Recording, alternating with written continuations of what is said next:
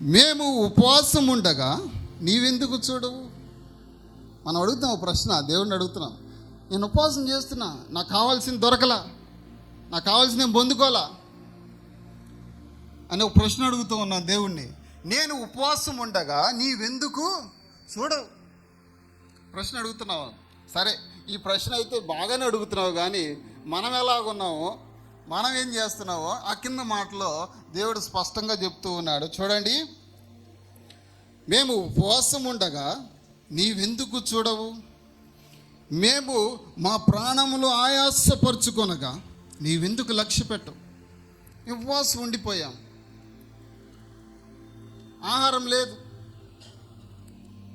ఏమి లేదు, ఏమి తినలా, మేము ప్రార్థన చేస్తూ ఉన్నాం. అయితే ఎలాగో చేస్తూ ఉన్నాము చూడండి.